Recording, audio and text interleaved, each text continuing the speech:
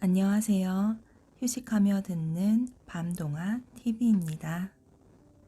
이번 영상 첫 번째로 들려드릴 이야기는 호박씨를 까먹으면 이라는 전래동화예요. 우리가 흔히 무엇을 깜빡 잊어버렸을 때 까먹었다 라는 말을 하지요. 이 말은 호박씨를 까먹고 또 까먹다 보면 기억하고 있어야 할 것을 잘 잊어버린다고 해서 나온 말이래요. 호박씨에 얽힌 재미있는 이야기와 그 외 다양한 옛 이야기 들으시며 편안한 휴식 되세요. 호박씨를 까먹으면 옛날에 호랑이가 곶감 소리만 들어도 무서워 벌벌 떨던 때의 일이랍니다. 깊디 깊은 산속 꼬불꼬불한 고갯길에 주막이 하나 있었어요. 주막에는 욕심 많은 할아버지와 엉뚱한 짓 잘하는 말썽쟁이 할머니가 살았지요. 갖고 싶은 게 많은 할아버지는 여기 기웃 저기 기웃 하루 종일 손님 주위를 기웃거렸어요. 꿀장수가 오면 그 꿀 거저 갖고 싶어 요궁리 조궁리. 갓장수가 오면 그갓 거저 갖고 싶어 요궁리 조궁리. 하지만 웬걸 단 한 번도 할아버지는 욕심을 채울 수가 없었답니다. 왜냐고요? 툭 하면 할머니가 끼어들어 일을 엉망으로 만들어 놓곤 했으니까요. 할머니는 여기저기 둘레둘레 돌아다니며 엉뚱한 짓만 골라 했지요. 간장 항아리에 물 부어 놓고는 에구, 그래도 짜네. 강아지 주둥이를 묶어 놓고는 에구, 이제야 조용해졌네. 손님 갓을 감나무 꼭대기에 걸어 놓고는 높은 것에 걸어 놓으라 하지 않았소? 그랬어요. 어느 날 주막에 떡거머리 총각이 찾아왔어요.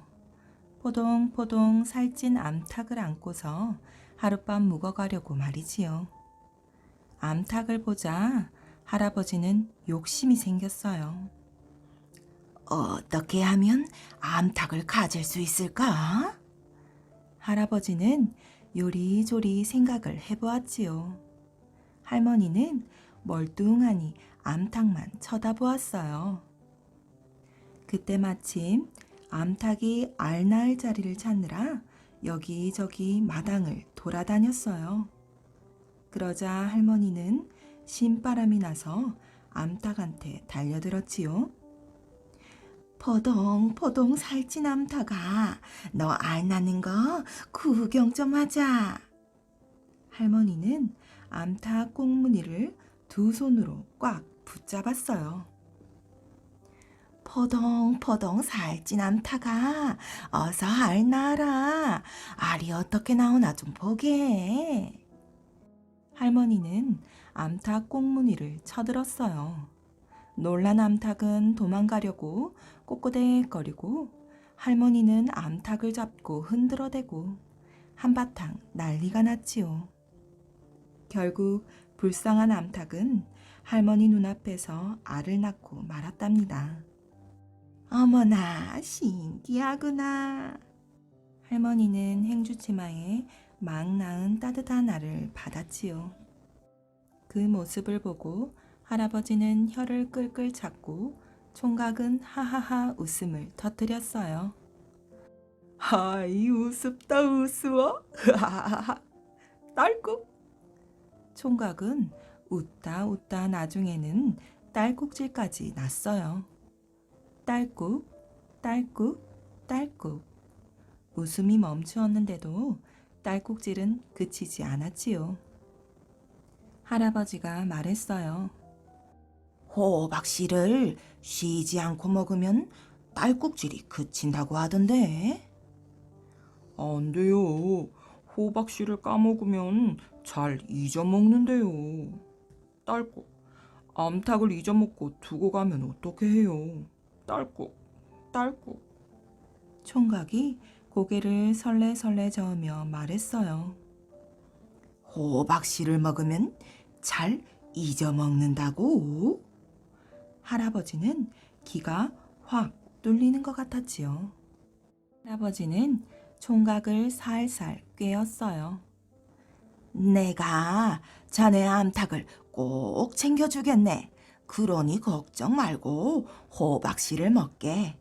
우선 이 딸꾹질을 멈춰야 하지 않겠나? 할아버지는 호박씨 한 주먹을 총각한테 주었어요. 총각은 호박씨를 까먹었어요. 한 개, 두 개, 세 개. 그러다가 한 주먹을 금방 다 까먹었지요. 그때 할머니가 총각에게 물었어요. 총각, 이 암탉은 하루에 알을 몇 개나 낳나? 아차, 내 암탉. 할머니의 말에 총각은 암탉을 생각해냈지요. 암탉이 알을 하루에 한 개 낳지 몇 개를 낳아? 할아버지는 할머니에게 꽥 소리쳤어요. 날이 어둑어둑 저물어 밤이 되었어요. 할아버지는 호박씨를 양손 가득 움켜쥐고 총각방으로 들어왔어요. 배도 출출한데 우리 그 호박씨나 까먹을까? 아유, 아니에요. 딸꾹질도 그쳤는데요, 뭐. 그리고 호박씨는 까먹기가 힘들어서. 까기는 내가 깔 테니 자네는 먹기만 하게. 나는 호박씨 까는 걸 참 좋아한다네. 할아버지는 호박씨를 한 알 한 알 까서 총각에게 주고 총각은 날름날름 받아 먹었지요. 이렇게 호박씨를 다 까먹었어요. 그때 할머니가 총각방으로 들어왔어요. 암탉을 가두지 않으면 밤에 여우가 물어가네. 그 바람에 총각은 또 암탉을 생각해냈지요. 아차, 내 암탉. 할아버지는 가자미 눈을 하고 할머니를 흘겨봤지요. 하지만 할머니는 뚱하니 앉아만 있는 거예요. 할아버지는 다시 호박씨를 한 바가지 들고 들어와 또 까기 시작했지요. 졸음이 와서 총각 눈은 가물가물, 빨갛게 부르터서 할아버지 손가락은 화끈화끈.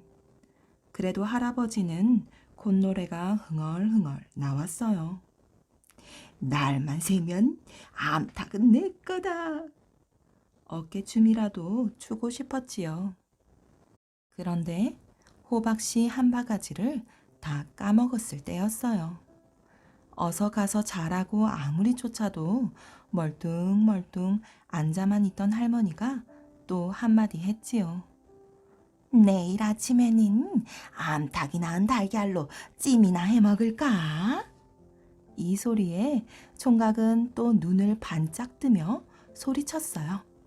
아차, 내 암탉. 할아버지는 할머니가 너무너무 미웠어요. 그래도 어쩌겠어요. 암탉을 거저가지려면 호박씨를 까야지요. 할아버지는 밤새도록 호박씨를 까고 또 까고 총각은 끄덕끄덕 졸며 호박씨를 먹고 또 먹었지요. 그러다 보니 어느덧 아침이 되었어요. 할아버지는 할머니가 또 암탉 이야기를 할까봐 가슴이 조마조마했어요. 그래서 할머니가 잠에서 깨어나자마자 호박엿 한 덩이를 입에 쑥 넣어주었지요. 아무 말도 못하게 말이에요. 할머니는 호박엿을 오물오물 맛있게 먹었어요. 그러다 갑자기 할머니가 엿을 뱉어냈어요. 아이고 내이 호박엿 먹다가 이가 다 빠져버렸네. 아이고 나도 이제 암탉처럼 이가 하나도 없구나. 끈적끈적한 엿 때문에 달랑달랑 달려있던 할머니의 이가 몽땅 빠지고 만 거예요. 이 소리에 총각은 어차 내 암탉 하고는 닭을 안고 가버렸어요. 할아버지는 총각의 뒷모습을 바라보며 털썩 주저앉고 말았지요. 아이고 아파라 내 손가락. 멍청한 할망구 때문에 밤새도록 호박씨 깐 게 헛일이 되었네. 그때 엉엉 울던 할머니가 물었어요. 그런데 영감, 총각한테 반값은 받았소? 이 말에 할아버지가 땅바닥을 치며 말했어요. 호박씨를 밤새도록 까먹였더니 반값을 잊고 갔네. 암탉만 달랑하고 가버렸어. 그 뒤로 할아버지와 할머니는 날마다 해고 호박씨 호박씨 해고 네이 네이 하면서 오래오래 잘 살았대요. 말하는 남생이. 옛날 어느 마을에 아버지를 일찍 여의고 홀어머니를 모시고 사는 형제들이 있었어요. 하루는 맏아들이 동생들을 불러 말했어요. 아버지가 안 계시니 내가 제일 어른이다. 그러니 내 말에 무조건 따라야 한다. 동생들은 무슨 이야기인가 해서 어리둥절해 했어요. 둘째야, 너는 이제 다 컸으니 집을 나가 네 힘으로 먹고 살거라. 하루아침에 집에서 쫓겨난 둘째 아들은 산에 오두막집을 짓고 나무를 해다 팔아 겨우 끼니를 이었어요. 하지만 맏아들은 아버지에게 물려받은 재산으로 편안하게 살고 있었지요. 그런데도 툭하면 동생들을 구박하며 못 살게 굴었어요. 이 게으른 녀석들아, 어서 썩 나가서 일하지 못해? 네, 형님. 어머니와 동생들만 없어도 더 편히 살 수 있을 텐데. 맏아들은 어머니와 동생들이 귀찮기만 하였어요. 어느 날 어머니가 한숨을 내쉬며 말했어요. 형편이 어려우면 나는 둘째에게로 갈 테니 동생들을 잘 보살피거라. 그러자 맏아들이 좋아하며 대답했어요. 어머니, 생각 잘하셨어요. 둘째도 외로우니 기뻐할 거예요. 어머니는 보따리를 들고 둘째 아들의 집을 찾아갔어요. 둘째 아들은 비록 가난했지만 어머니를 정성껏 모셨어요. 둘째 아들은 어머니를 잘 모시려고 더 열심히 나무를 했어요. 그렇지만 항상 양식이 부족했어요. 이걸 장에다 팔아야 어머니를 복양할 쌀을 살 텐데. 둘째 아들은 나무단을 내려다보며 걱정스럽게 중얼거렸어요. 그때 어디선가 목소리가 들려왔어요. 이걸 장에다 팔아야 어머니를 복양할 쌀을 쌀 텐데. 둘째 아들의 말을 그대로 따라한 목소리였어요. 둘째 아들은 깜짝 놀라 주위를 두리번거렸어요. 그거 참 이상하네. 누가 내 흉내를 내지? 그거 참 이상하네. 누가 내 흉내를 내지? 자세히 들어보니 낙엽 더미 밑에서 나는 소리였어요. 낙엽을 살며시 들추자 남생이 한 마리가 동그랗게 눈을 뜨고 둘째 동생을 쳐다보고 있었어요. 네가 내 흉내를 냈구나. 그렇지? 그러자 남생이가 신기하게도 말을 따라했어요. 네가 내 흉내를 냈구나. 그렇지? 하하, 요 녀석 봐라. 하하, 요 녀석 봐라. 둘째 아들은 말을 하는 남생이를 나무단 위에 태우고 산을 성큼성큼 내려왔어요. 그러고는 나무를 팔러 장터로 갔어요. 장터에 도착한 둘째 아들은 나무를 내려놓고 사람들을 향해 외쳤어요. 좋은 땔감 사세요. 그러자 남생이도 따라 외치는 것이었어요. 좋은 땔감 사세요. 어? 남생이가 말을 하네. 사람들은 말을 하는 남생이를 구경하려고 너도 나도 몰려들었어요. 남생이 덕분에 나무는 눈 깜짝할 사이에 다 팔렸답니다. 말하는 남생이의 소문은 온 마을로 퍼져나갔어요. 둘째 아들이 장터에 올 때마다 사람들이 우르르 몰렸지요. 나무는 내려놓기가 무섭게 팔려나갔어요. 여보게, 남생이한테 말 한번 시켜보게. 돈을 얼마나 주면 되겠나? 우리도 좀 들어볼 수 없을까? 사람들은 둘째 아들을 졸졸 따라다니며 졸라댔어요. 어느 날 둘째 아들이 장터에서 나무를 팔고 있을 때였어요. 여느 때처럼 사람들이 애워싸고 남생이를 구경했어요. 여보게, 내 값을 쳐줄 테니 내가 한번 말을 시켜보면 안 되겠나? 어떤 사람이 돈을 꺼내며 말했어요. 남생이야, 너 아주 똑똑하구나. 남생이야, 너 아주 똑똑하구나. 남생이가 말을 따라하자 사람들은 남생이에게 말을 시켜보려고 앞다투어 돈을 내놓았어요. 그러자 금세 돈이 수북이 쌓였어요. 이제 둘째 아들은 어머니를 편히 모실 수 있게 되었어요. 하루는 소문을 들은 맏아들이 둘째를 찾아왔어요. 둘째야, 말하는 남생이를 좀 빌려다오.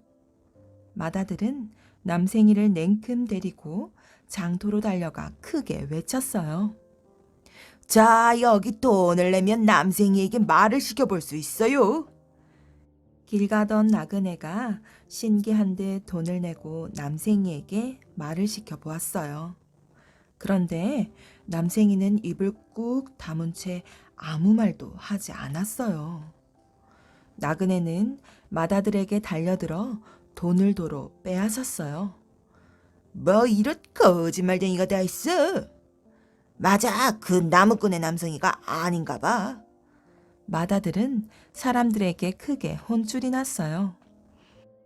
에이, 이 하찮은 남생이 때문에 이게 무슨 망신이람? 맏아들은 화를 내며 남생이를 땅바닥에 내동댕이 쳤어요. 불쌍한 남생이는 그만 숨을 거두고 말았지요. 뒤늦게 온 둘째 아들이 죽은 남생이를 품에 안고 흐느끼며 울었어요. 둘째 아들은 남생이를 양지 바른 곳에 묻어주었어요. 며칠 뒤 남생이의 무덤에서 생전 처음 보는 싹이 돋아나기 시작했어요. 어머니, 이게 무슨 싹인지 혹시 아세요? 글쎄, 나도 처음 보는구나. 싹은 무럭무럭 자라 꽃을 피우고 탐스러운 열매를 주렁주렁 맺었어요. 그런데 어느 날 열매가 저절로 벌어지더니 금은 보화를 와르르 쏟아내는 것이었어요. 부자가 된 둘째는 이제는 어린 동생들까지 데려다 보살필 수 있게 되었지요. 이 소식을 들은 맏아들은 밤이 되기를 기다렸다가 둘째네로 몰래 숨어 들어갔어요. 히히히, 이 나무를 꺾어 심으면 나도 부자가 될 거야. 맏아들은 나무를 꺾어다 자기 집에 심었어요. 나무는 거짓말처럼 쑥쑥 자라더니 열매를 맺었어요. 열매야, 어서 빨리 나를 부자로 만들어다오. 어느덧 열매가 입을 활짝 벌렸어요. 그런데 그 안에서 금은 보화는커녕 폭포수 같은 물과 바위 덩이들이 쏟아져 나오지 뭐예요. 맏아들의 집은 눈 깜짝할 사이에 물에 휩쓸렸어요. 간신히 목숨만 건진 맏아들은 거지가 되고 말았지요. 먹을 것이라고는 쌀 한 톨 남은 것이 없었어요. 맏아들은 할 수 없이 둘째네를 찾아갔어요. 어머니, 용서해 주세요. 제가 잘못했습니다. 맏아들은 눈물을 흘리며 자신의 잘못을 뉘우쳤어요. 어머니와 둘째 동생은 형을 반갑게 맞이했어요. 형제들은 다시 모여 행복하게 잘 살았답니다. 100일 동안 피어 있는 꽃. 옛날 어느 바닷가에 착하고 부지런한 사람들이 사는 한 마을이 있었답니다. 아침 해가 두둥실 떠오르면 사람들은 배를 타고 바다로 나가는 거예요. 그리고 싱싱한 물고기를 가득 잡아서 저녁별이 반짝일 때 돌아오곤 했지요. 그런데 어느 날 이 평화로운 마을에 커다란 걱정거리가 생겼어요. 바닷속에 살고 있던 머리가 셋이나 달린 무서운 괴물이 나타난 거예요. 예쁜 아가씨를 바치지 않으면 마을과 고기잡이 배들을 모두 부셔버릴 테다. 마을 사람들은 모두 무서워서 벌벌 떨었지요. 몇 날 며칠을 고민하다 사람들은 어쩔 수 없이 마을에서 제일 예쁘고 마음씨도 고운 아가씨를 괴물에게 바치기로 했어요. 그날이 내일로 다가오자 아가씨가 가여워서 모두들 눈물을 흘렸지요. 그런데 그때 바다 저쪽에서 황금빛으로 반짝이는 배가 다가오는 거예요. 그 배에 누가 타고 있었냐고요? 아주 씩씩한 도련님이 타고 있었어요. 도련님은 사람들이 모두 슬픈 얼굴을 하고 있는 것이 이상해서 그 까닭을 물었지요. 사람들의 얘기를 모두 들은 도련님은 아가씨가 불쌍해서 견딜 수가 없었어요. 저렇게 착하고 고운 아가씨가 괴물에게 잡혀가야 하다니. 그래서 도련님은 나쁜 괴물을 물리치기로 마음먹었어요. 제가 괴물과 싸워보겠습니다. 도련님의 말을 듣고 마을 사람들은 깜짝 놀랐지요. 정말 용감하신 분이군요. 마을 사람들은 용감한 도련님이 나쁜 괴물을 꼭 물리칠 수 있도록 신령님께 간절히 빌고 빌었지요. 목숨을 구하게 된 아가씨는 눈물이 방울방울 맺힌 눈으로 도련님을 바라보았어요. 도련님, 정말 고맙습니다. 도련님이 무사히 돌아오실 때까지 이 자리에서 기다리겠어요. 꼭 기다려주세요. 100일 안에 돌아오겠어요.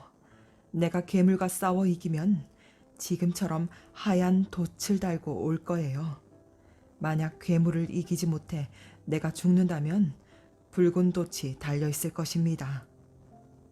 두 사람은 서로 다시 만날 것을 굳게 약속했지요.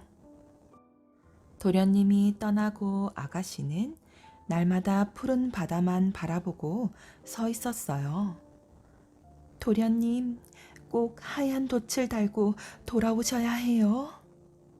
아가씨는 날마다 간절한 마음으로 빌고 또 빌었지요. 하루가 가고 이틀이 가고 한 달이 지나고 두 달이 지나고 비가 올 때에도 바람이 불 때에도 아가씨는 그 자리에서 도련님을 기다렸어요. 시간이 흘러 약속한 100일이 되었어요. 마을 사람들이 모두 황금배가 나타나기를 기다렸지요. 아이고, 황금배다! 황금배가 오고 있어! 사람들이 소리쳤어요. 아, 제발 하얀 돛이 걸렸으면. 아가씨는 점점 다가오는 황금배의 돛에서 눈을 떼지 못했어요. 그런데 어쩌면 좋을까요? 글쎄, 돛대에는 붉은 돛이 달려 있는 거예요. 아, 이럴 수가. 아가씨는 그만 그 자리에서 쓰러져 버렸어요. 바닷가에 황금배가 닿았지요. 그런데 배 안에서 환한 얼굴로 도련님이 뛰어나오는 거예요. 아가씨, 제가 무사히 돌아왔어요. 이게 어찌된 일일까요? 분명 붉은 돛이 달려있는데 도련님이 살아있다니 말이에요. 아가씨가 붉은 돛을 보고 쓰러졌어요. 마을 사람들이 돛대를 가리켰지요. 도련님은 돛대를 바라보고 깜짝 놀랐어요. 황금배에 달아놓았던 하얀 돛이 괴물이 흘린 피에 붉게 물들어 있었던 거예요. 아, 아가씨, 눈을 떠보세요. 제가 이렇게 살아 돌아왔어요. 하지만 아가씨는 영영 다시는 눈을 뜨지 못했답니다. 도련님은 아가씨를 안고 오래오래 눈물을 흘렸지요. 이듬해 따스한 봄이 돌아왔을 때 아가씨가 서 있던 언덕에서 싹이 하나 돋았어요. 곱게 단장하고 서 있던 아가씨처럼 그 싹은 곱고 고운 꽃을 피웠지요. 그 꽃은 비가 올 때나 햇빛이 비칠 때나 늘 변하지 않고 100일 동안 피어 있대요. 사람들은 가엾은 아가씨를 생각하면서 그 꽃을 백일홍이라고 불렀답니다. 선비와 샛별 머슴. 글 읽기를 좋아하는 선비가 있었어요. 어찌나 글 읽기를 좋아하는지 아침부터 저녁까지 글만 읽었어요.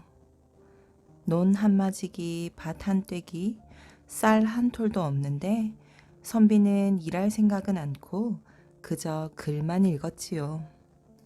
할 수 없이 부인이 삭바느질을 해서 그렁저렁 먹고 살았어요.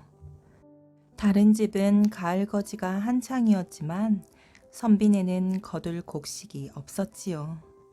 그래서 늙으신 어머니와 어린 아들 셋은 하루 종일 쫄쫄 굶어야 했어요. 보다 못해 부인이 선비에게 말했어요. 이러다가는 모두 굶어 죽겠어요. 남의 논에 가서 벼 이삭이라도 잘 나오세요.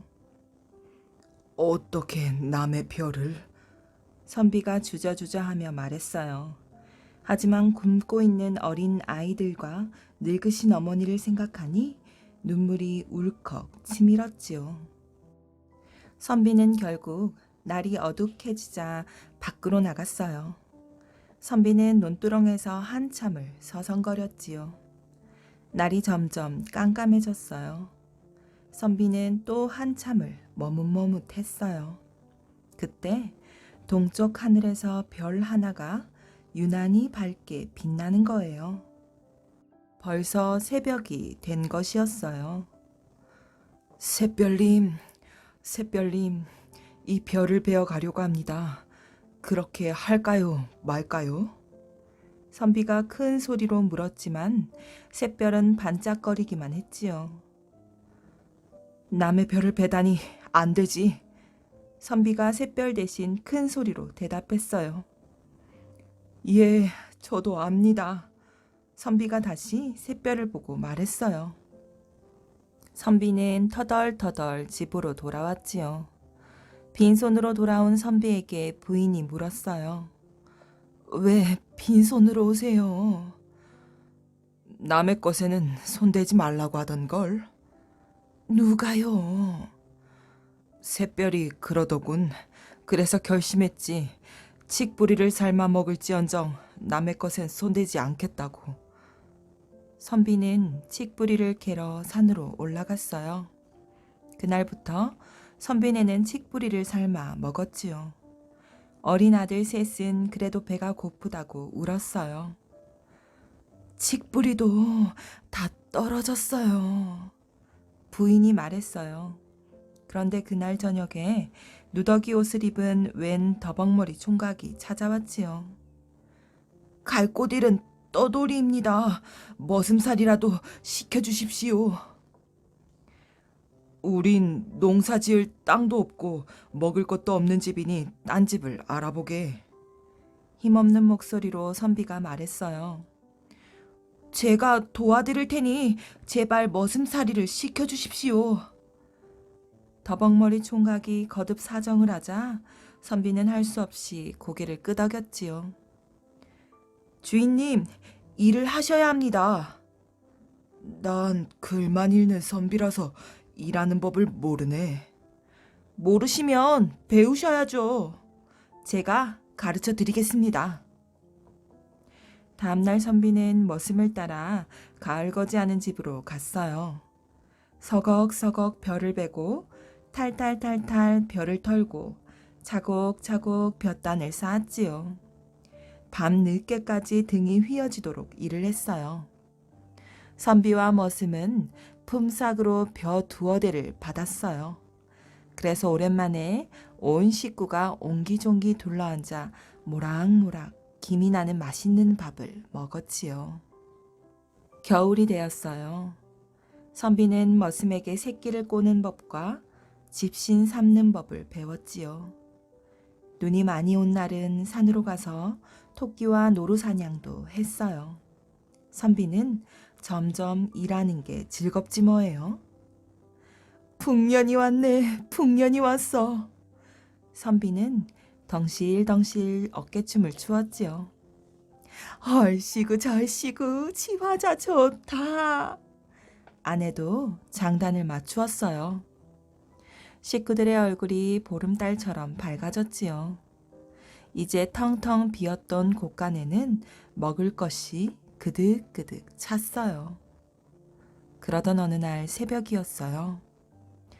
주인님, 이제 먹을 것은 더 이상 걱정하지 않게 됐으니 저는 그만 떠나겠습니다. 머슴이 꾸벅 인사를 하는 거예요. 우리 식구를 살려준 은인인데 세경이라도 받아가야지. 선비가 섭섭해하면서 말했어요. 저는 세경을 받을 형편이 못 됩니다. 머슴이 끝까지 손을 내저었대요. 지난해에 주인님이 벼이삭을 자르려고 하다가 그만두셨지요? 아니, 그걸 어떻게... 선비가 깜짝 놀라며 물었어요. 제가 다 내려다보았는걸요. 그럼 그 샛별이 바로... 선비는 너무 놀라 입을 다물 수 없었어요. 선비님의 마음이 참 아름다워서 제가 조금 도와드렸을 뿐입니다. 안녕히 계십시오. 그러더니 머슴은 훌쩍 연기처럼 사라졌어요. 어디로 갔지? 선비는 사방을 두리번거렸어요. 아들 셋도 문 밖을 내다보았어요. 한참을 찾았지만 머슴은 보이지 않았지요. 선비는 문득 하늘을 올려다보았어요. 가족들도 선비를 따라 하늘을 올려다보았어요. 반짝 동쪽 하늘에 샛별 하나가 유난히 반짝거렸대요. 저승창고와 덕진 다리. 옛날 어느 마을에 주막이 하나 있었어요. 그 집에 덕진이라는 딸이 있었는데 마음씨가 아주 따뜻했지요. 덕진이는 주막을 찾아오는 손님들에게 밥이든 술이든 늘 많이 져서 배불리 먹게 했어요. 그리고 돈 없는 사람에게는 밥도 그냥 주고 옷 없는 사람에게는 옷도 주고 그랬지요. 그런데 이 마을을 다스리는 사또는 아주 딴판이에요. 자기 혼자만 잘 먹고 잘 살면 그만이었죠. 마을 사람들이 아프거나 굶거나 통 신경을 쓰지 않았어요. 하루는 사또가 길을 가고 있는데 갑자기 웬 거지가 길바닥에 엎드려 비는 거예요. 아이고, 사또 나리, 날씨도 추워지는데 머무를 곳이 없어 이렇게 떠돌고 있습니다요. 제발 도와주십시오. 듣고 보니 불쌍하구나. 여봐라, 저 거지에게 덮고 잘 집단 하나 가져다 줘라. 사또는 집단 하나만 달랑 주고는 그냥 가버렸지요. 그러던 어느 날 사또가 갑자기 죽었어요. 죽은 사람을 데려가는 저승사자가 나타나 사또를 끌고 간 거지요. 지금 저를 어디로 데려가는 겁니까요? 네가 죽었으니 저승으로 데려가는 거다. 아니, 제가 죽었단 말입니까? 그럴 리가 없습니다. 그럴 리가. 사또는 끌려가지 않으려고 몸부림쳐 보았지만 아무 소용이 없었어요. 저승사자는 사또를 염라대왕 앞으로 데려갔어요. 사또는 염라대왕에게 살려달라고 싹싹 빌었지요. 염라대왕님, 제가 벌써 죽다니요. 이건 말도 안 됩니다. 제발 살려주십시오. 시끄럽다. 네가 죽을 때가 되어 데리고 온 것이다. 염라대왕은 사람들이 죽을 날짜가 적힌 책을 펼쳐보더니 버럭 소리를 질렀어요. 아니, 이럴 수가. 아직 죽을 때가 안 된 사람을 잘못 데려왔구나. 이런 바보 같은 저승사자들을 보았나. 어서 이 사람을 이승으로 돌려보내도록 하여라. 저승사자는 얼른 사또를 데리고 염라대왕 앞에서 물러났어요.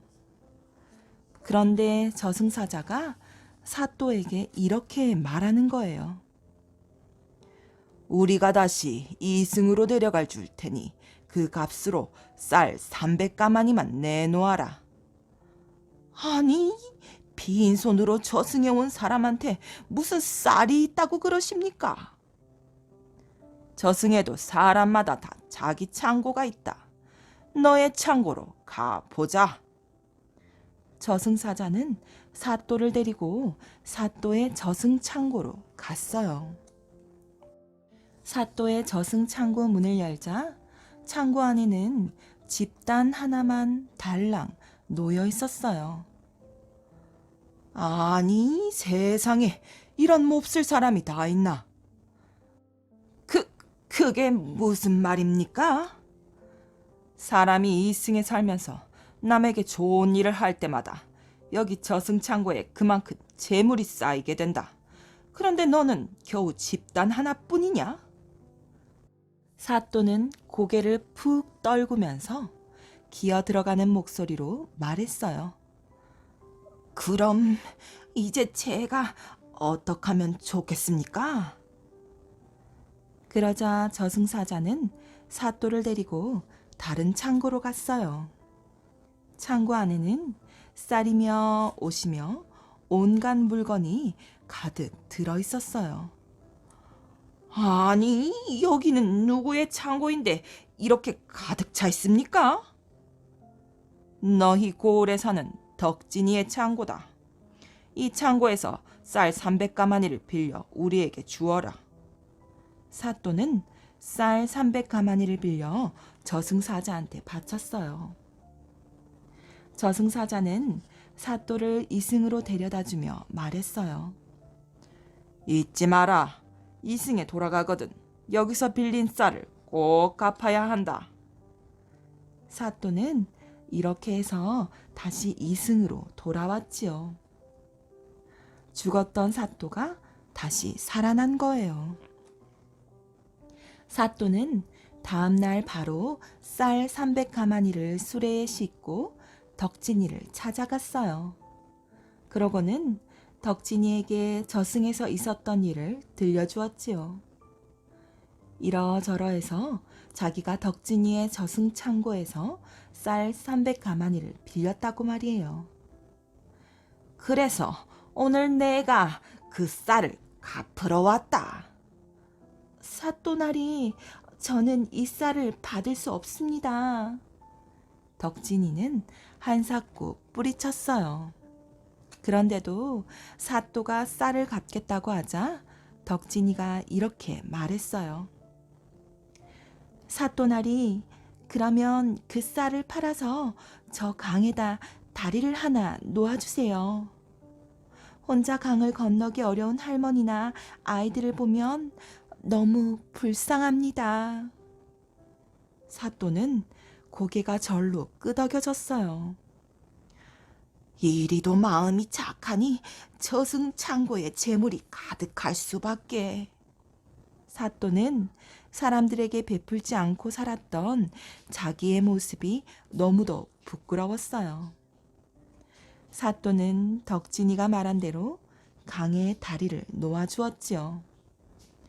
덕분에 사람들은 누구나 쉽게 강을 건널 수 있게 되었어요. 사람들은 그 다리를 덕진이의 이름을 따서 덕진다리라고 불렀어요. 그리고 다리를 건널 적마다 덕진이의 고운 마음씨를 떠올리곤 했답니다. 윗마을 방귀쟁이와 아랫마을 방귀쟁이. 옛날 어느 곳에 소문난 방귀쟁이가 둘 있었는데 하나는 윗마을에 살고 하나는 아랫마을에 살았어요. 하루는 아랫마을 방귀쟁이가 누구 방귀가 더 센지 겨루고 싶어서 윗마을 방귀쟁이네 집을 찾아갔어요. 그런데 그날따라 집에 아무도 없었어요. 에이, 그냥 돌아가야겠군. 그래도 내가 왔다 갔다는 표시는 해둬야지. 아랫마을 방귀쟁이는 살그머니 방귀를 뀌어 윗마을 방귀쟁이네 집을 반쯤 쓰러지게 해놓고 갔어요. 잠시 후 윗마을 방귀쟁이가 돌아와 보니 멀쩡하던 집이 반쯤 쓰러져 있네요. 아랫마을 방귀쟁이 짓이로군. 윗마을 방귀쟁이는 화가 머리 끝까지 나서 아랫마을 방귀쟁이 집 쪽으로 방귀를 힘차게 빵 끼었지요. 그런데 마침 아랫마을 방귀쟁이네 아들이 집 앞에서 놀고 있다가 방귀바람에 휙 날려 올라갔어요. 그러다가 굴뚝 속으로 떨어져 아궁이에 꽉 끼어버렸지요. 아랫마을 방귀쟁이가 집에 와보니 아들이 검댕투성이가 된 채 아궁이에 끼어 있어요. 윗마을 방귀쟁이 짓이로군. 아랫마을 방귀쟁이는 화가 머리 끝까지 나서 절구통을 궁둥이에 대고 윗마을 방귀쟁이 집 쪽으로 방귀를 힘차게 뿡 끼었어요. 그러자 절구통이 윗마을로 휙 날아갔어요. 윗마을 방귀쟁이는 웬 절구통이 날아오자 아랫마을 방귀쟁이 짓인 줄 알았지요. 그래서 얼른 방귀를 빵 뀌어 절구통을 다시 아랫마을로 날려버렸어요.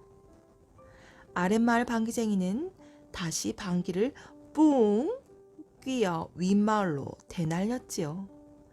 절구통은 윗마을로 날아가다가는 빵 아랫마을로 날아가고 아랫마을로 날아가다가는 뿡 윗마을로 날아가고 끝없이 공중을 왔다 갔다 했어요. 아마 지금까지도 왔다 갔다 하고 있을 거예요. 황금보다 소중한 친구. 옛날 어느 작고도 작은 마을에 더듬이와 뱅뱅이가 살았어요.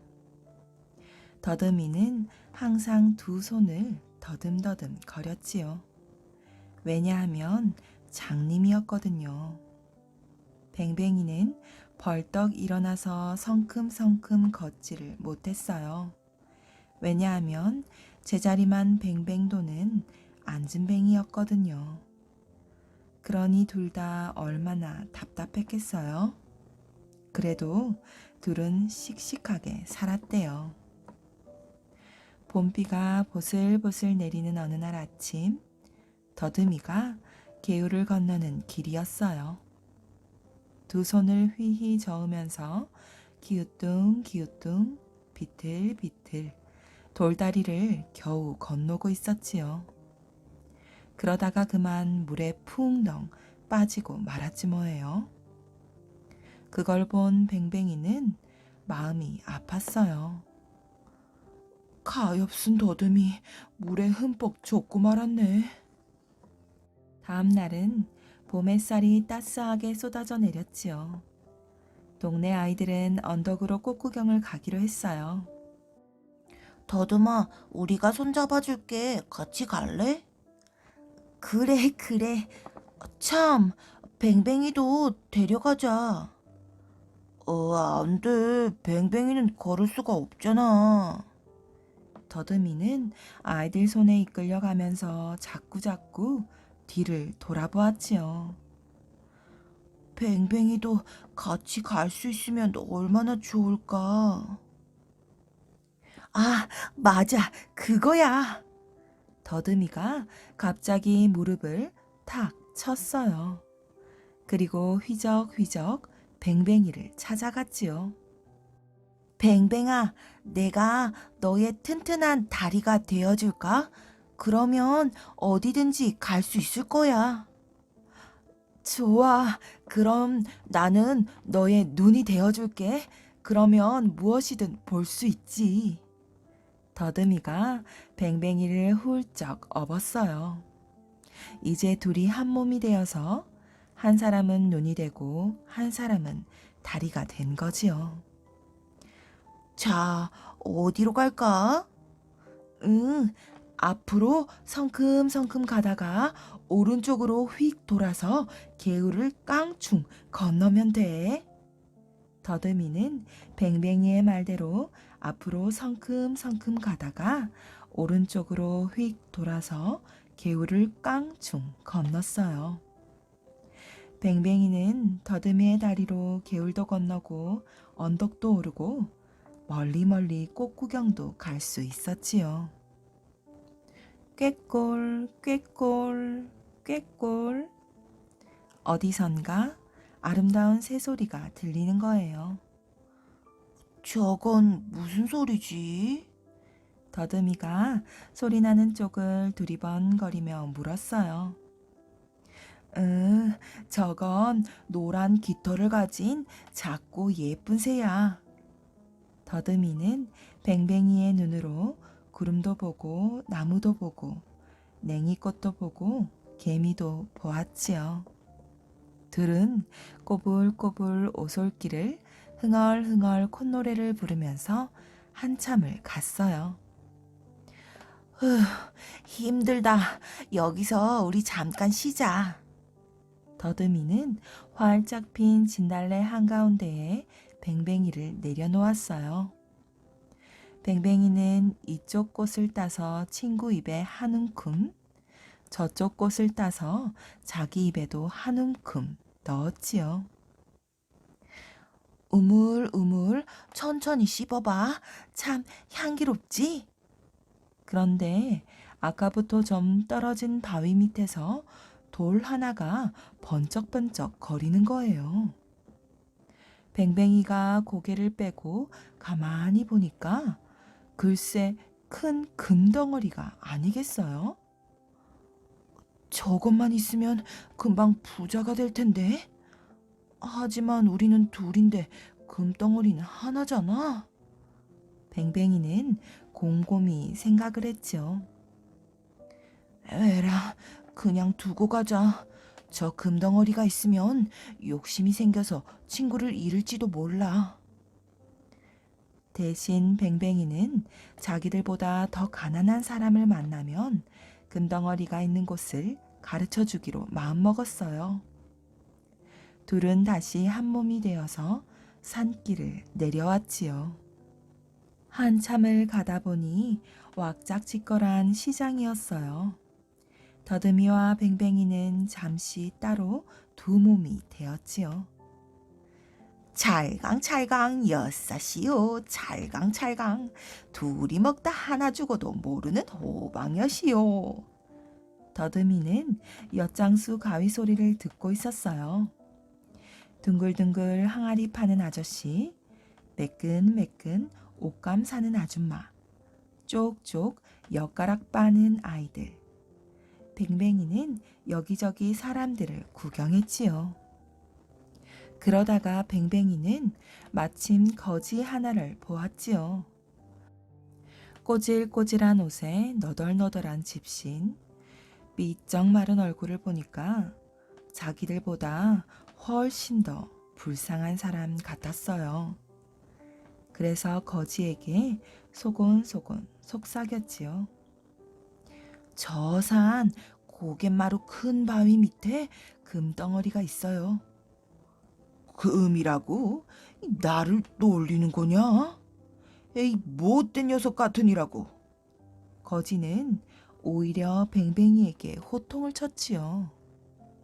거지는 그냥 갈까 하다가 그래도 혹시나 하고 그 바위 밑으로 가보았지요. 그런데 정말 둥글둥글 누런 것이 번쩍번쩍 하거든요. 정말 금덩어리잖아. 저것만 있으면 평생 일을 안 해도 놀면서 편하게 살 수 있겠는걸? 거지는 신이 나서 단숨에 달려갔어요. 그런데 금덩어리가 꿈틀꿈틀 움직였어요. 가까이 가보니 글쎄 큰 구렁이 한 마리가 꽈리를 들고 혀를 날름날름 거리고 있지 뭐예요. 아이고 깜짝이야, 구렁이잖아. 화가 난 거지는 구렁이를 두 동강 내버렸지요. 거지는 생각할수록 그 안진뱅이가 괘씸했어요. 그래서 헐레벌떡 산을 내려왔지요. 그리고 뱅뱅이를 찾아 등을 철썩철썩 때렸어요. 요놈, 네 눈에는 구렁이가 금덩이로 보이니? 요 거짓말쟁이. 거짓말이 아니에요. 분명히 금덩어리였어요. 그럼 가서 봐라 이놈아. 두 동강난 구렁이가 있나 이 황금이 있나? 거지는 불그락부르락 화를 내면서 가버렸지요. 뱅뱅이는 고개를 갸웃갸웃 거렸어요. 분명히 금덩어리였는데. 뱅뱅아, 저 사람이 왜 너를 때리는 거야? 그제야 뱅뱅이는 아까 고갯마루 큰 바위 밑에서 본 황금 이야기를 더듬이에게 해주었어요. 둘은 다시 그곳으로 가보았지요. 그런데 바위 밑에는 주먹만한 금덩어리 두 개가 눈부시게 빛나고 있었대요. 맞아요. 거지가 두 동강 낸 구렁이가 황금 두 개로 되었던 거예요. 둘은 사이좋게 하나씩 금을 나누어 가졌지요. 그리고 서로의 다리가 되고 눈이 되어 도란도란 이야기를 하면서 타박타박 산길을 내려왔대요. 금강산 도라지꽃. 옛날 옛적 금강산 옥류동에 작은 마을이 있었어요. 하늘 높이 솟은 봉우리들이 주위를 둘러싸고 동네 한가운데로는 맑은 계곡물이 흐르는 아름다운 마을이었지요. 이 마을에 도시 성을 가진 노인이 외동딸과 함께 농사를 짓고 살았어요. 딸의 이름은 도라지였는데 얼굴이 복숭아처럼 탐스럽고 마음은 비단결처럼 고와서 마을 사람들 모두가 좋아했지요. 또 아버지를 생각하는 마음이 어찌나 어여쁜지 어릴 때부터 아버지를 정성껏 모셨어요. 도라지는 낮이면 아버지와 열심히 농사일을 했고 밤에는 배틀에 앉아 옷감을 짜는 아주 부지런한 아이였답니다. 도라지는 나이 많은 아버지가 힘들게 농사를 짓는 모습을 보며 늘 마음 아파했어요. 그래서 농사일을 마치고 나면 아버지의 발을 씻겨드리곤 했지요. 아버지, 제가 열심히 일해서 아버지를 편히 모실게요. 이 말을 들은 아버지는 기분 좋게 웃었어요. 얘야, 아버지는 네 옆에만 있어도 행복하단다. 허허허. 아버지도 도라지가 고생하는 것이 늘 마음에 걸렸어요. 우리 도라지도 어서 좋은 청년을 만나 시집을 가야 할 텐데. 이 아버지도 참. 저는 평생 아버지를 모시고 살 거예요. 도라지는 부끄러운지 얼굴을 살짝 붉히며 말했어요. 도라지와 아버지는 열심히 일했지만 집은 늘 가난했어요. 3년 전에 도라지 어머니가 병을 앓다가 돌아가셨는데 그때 어머니 약값이 없어서 마을 부자에게 큰 빚을 진 거예요. 빚은 자꾸 이자가 붙어서 아무리 갚으려고 노력해도 줄어들기는커녕 계속 늘기만 했지요. 아무리 절약을 해도 빚을 갚을 길이 없으니 어떡하면 좋으냐. 아버지가 한숨을 푹 내쉬며 말했어요. 아버지, 걱정 마세요. 제가 더 열심히 옷감을 짤게요. 그러면 언젠가 꼭 갚을 수 있을 거예요. 도라지는 아버지를 위로하며 더욱더 힘을 내어 열심히 일했어요. 하지만 빚은 좀처럼 줄지 않았답니다. 도라지네 집에 돈을 빌려준 사람은 언덕 너머에 사는 민부자였어요. 그는 아주 욕심이 많고 성질이 고약한 사람이었지요. 민부자는 돈을 빌리러 오는 사람들에게 터무니없이 비싼 이자를 붙이며 말했어요. 나 아니면 누가 당신들 같은 가난뱅이에게 돈을 빌려주겠어? 그러니 고마워하는 마음으로 이자를 내야 해. 민부자는 이자를 받을 때가 되면 곡식 한 알까지 남김없이 싹 쓸어갔어요.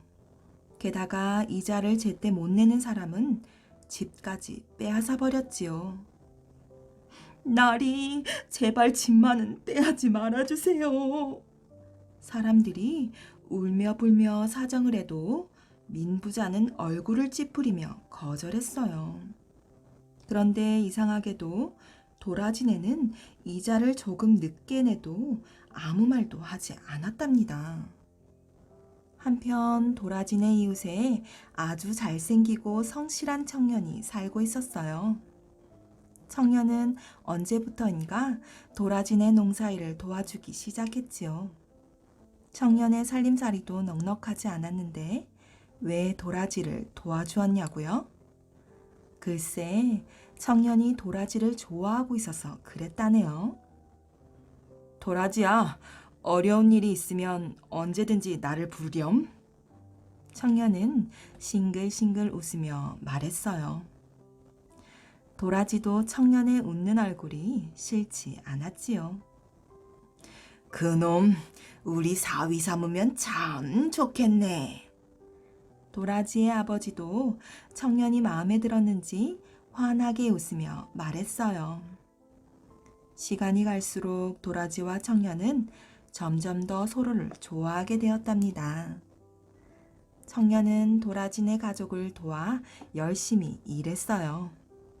산등성이의 나무를 뽑아내 밭을 더 넓히고 장작을 쩍쩍 베어 장에 내다 팔았지요. 청년이 도와주자 도라지는 빚을 갚을 돈을 차곡차곡 모을 수 있었어요. 빚을 갚을 수 있다는 희망이 생기자 도라지의 얼굴에는 방실방실 웃음이 떠나질 않았지요. 허리를 구부리고 열심히 농사일을 하다가도 고개를 들어 푸른 하늘을 바라볼 여유도 생겼답니다. 조금 쉬었다 하세요. 도라지가 땀을 흘리며 열심히 일하는 청년에게 물을 건네주며 말했어요. 청년은 시원하게 물을 마시고는 하늘을 바라보았어요. 도라지도 청년을 따라 하늘을 보았지요. 하늘에는 흰 구름이 보송보송한 솜처럼 뭉게뭉게 피어올랐어요. 또 새들은 지지배배 즐겁게 노래를 불렀답니다. 청년이 일을 도와준 덕분에 도라지네 일이 줄어들게 되었어요. 자네 덕분에 내가 이렇게 편할 수가 없네. 이 고마움을 꼭 보답해야 할 터인데. 도라지 아버지의 말을 들은 청년은 고개를 절레절레 흔들었어요. 그런 말씀은 마세요. 제가 좋아서 하는 것인데요. 고맙네 그려. 덕분에 곧 빚도 갚을 수 있겠어. 아버지는 빚을 갚을 수 있다는 희망이 생기자 기뻐했답니다.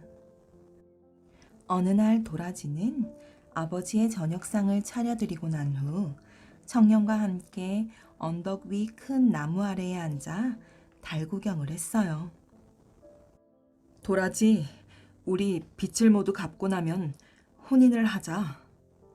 청년은 도라지의 손을 잡고 말했어요. 도라지도 얼굴을 살짝 붉히며 고개를 끄덕였지요. 그런데 숲속에서 이 모습을 지켜보던 한 사내가 있었어요. 그는 민부자가 도라지를 감시하라고 보낸 하인이었죠. 사내는 어둠을 헤치고 민부자네 집으로 달려갔어요.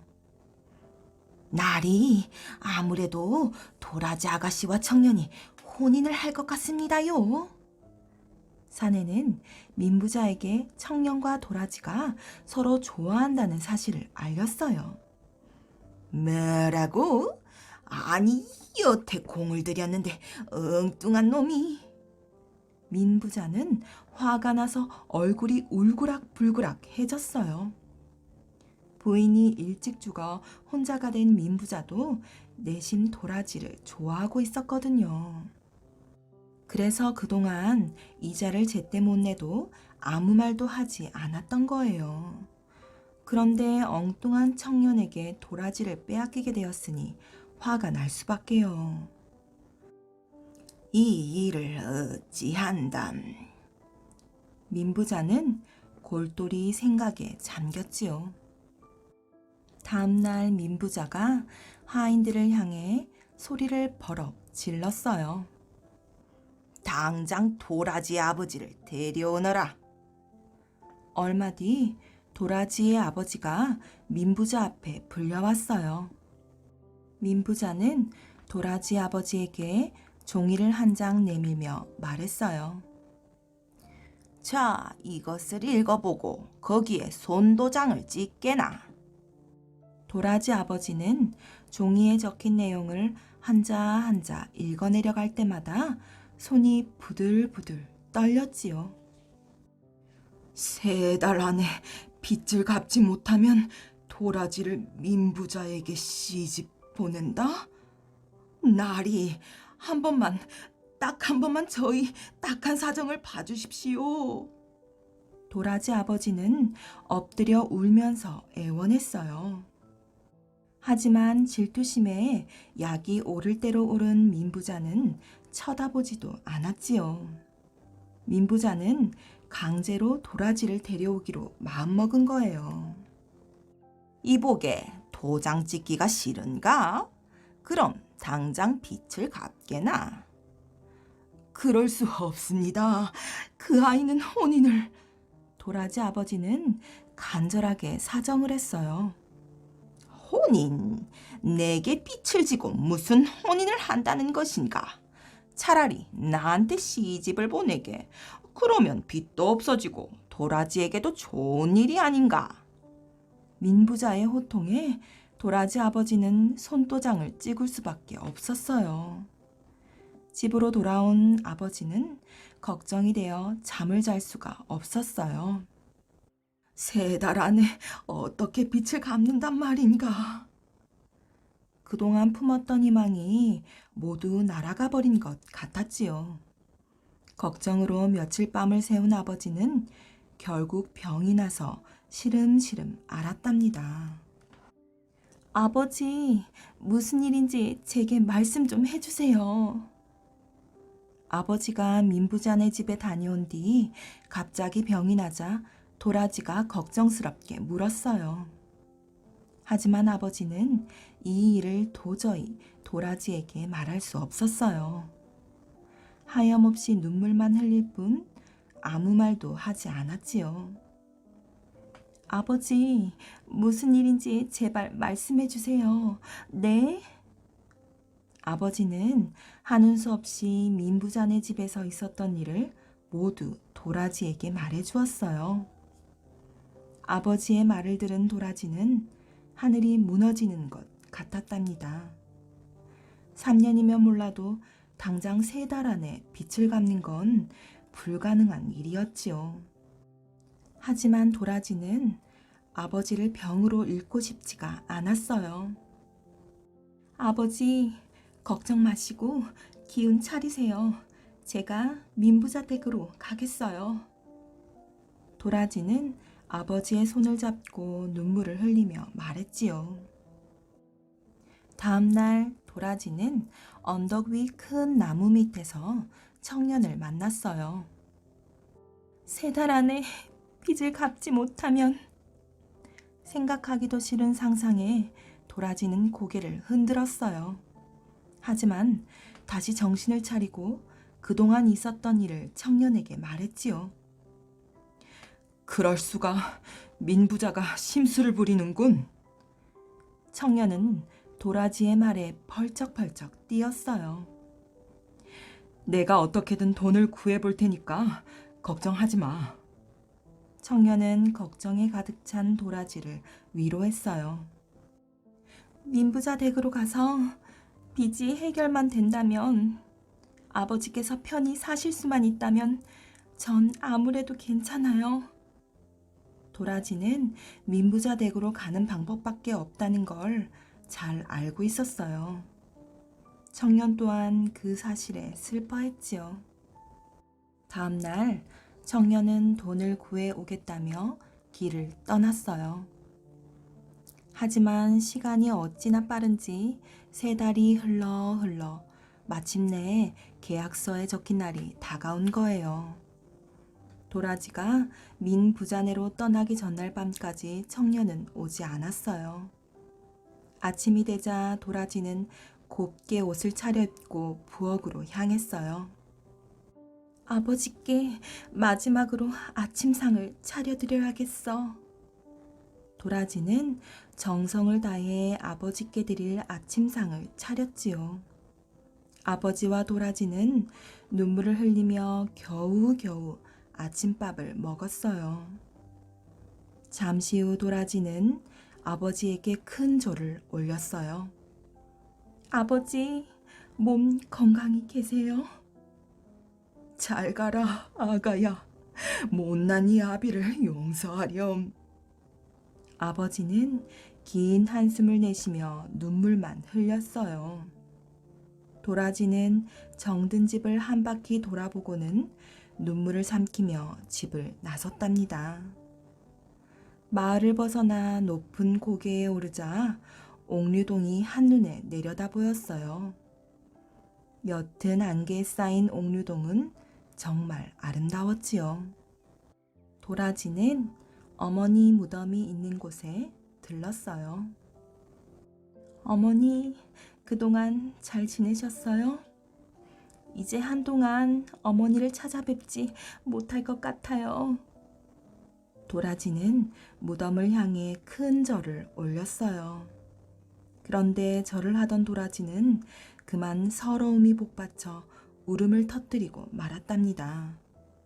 사랑하는 청년과 아버지를 놔두고 민부자네 집으로 가야 하는 자신의 처지가 너무 슬펐던 거예요. 도라지는 어머니 무덤에 엎드려 울며 지난 일들을 떠올렸어요. 아버지와 함께 밭을 갈고 씨를 뿌리던 일, 하루 일을 끝내고 아버지 발을 씻겨드렸던 일, 또 청년과 달구경을 하며 도란도란 이야기를 나누던 일. 이 모든 것이 도라지에게는 이제 다시 올 수 없는 꿈처럼 느껴졌어요. 어머니, 민부작댁에 가기 싫어요. 저는 청년과 혼이 나요. 아버지를 모시며 살고 싶어요. 하지만 그럴 수 없다는 걸 도라지는 누구보다 잘 알고 있었어요. 어머니, 저는 이제 떠나니 저승에서라도 불쌍한 아버지를 잘 돌보아 주세요. 도라지는 눈물을 흘리며 간절하게 빌고 또 빌었지요. 울다 지친 도라지는 무덤 옆에 기대어 스르르 잠이 들고 말았어요. 그런데 도라지의 꿈속에 어머니가 나왔어요. 아가야. 어머니는 따스한 손길로 도라지를 안아주었죠. 어머니, 보고 싶었어요. 도라지는 어머니 품에 폭 안겼어요. 이제 슬픈 일은 모두 잊으렴. 아버지는 저 없이도 잘 지내시겠죠? 도라지는 홀로 남게 될 아버지가 가장 걱정이었어요. 걱정하지 말아라, 아가. 이제 모든 일이 잘 될 거야. 곧 도라지는 몸이 새털처럼 가벼워지는 걸 느꼈어요. 잠시 뒤 도라지는 어머니를 꼭 끌어안고 천천히 하늘로 올라갔답니다. 한편 민부자는 도라지가 오지 않자 입술이 바짝바짝 말라 들어갔어요. 결국 민부자는 하인들에게 소리를 질렀지요. 당장 도라지를 데려오너라. 하인들은 서둘러 도라지네 집으로 갔지만 도라지는 이미 떠나고 없었지요. 하인들은 혹시 길을 잃었나 해서 숲길을 샅샅이 뒤졌어요. 여기야, 여기! 도라지가 여기 있다! 앞서가던 하인 하나가 마침내 도라지를 찾아내었어요. 하지만 어머니 무덤 옆에서 평화롭게 잠든 도라지는 영영 눈을 뜨지 못했지요. 이 소식을 전해들은 민부자는 크게 후회했어요. 지나친 욕심 때문에 그만 착한 도라지를 죽이고 만 거예요. 뒤늦게 소식을 듣고 달려온 청년과 아버지는 눈물을 흘리며 도라지를 어머니 무덤 옆에 정성껏 묻어주었어요. 도라지가 죽어서라도 어머니 곁에서 행복하길 바랬던 거예요. 그 뒤 1년이 지나자 도라지의 무덤에는 아주 아름답고 청순한 흰 꽃 한 송이가 피어났어요.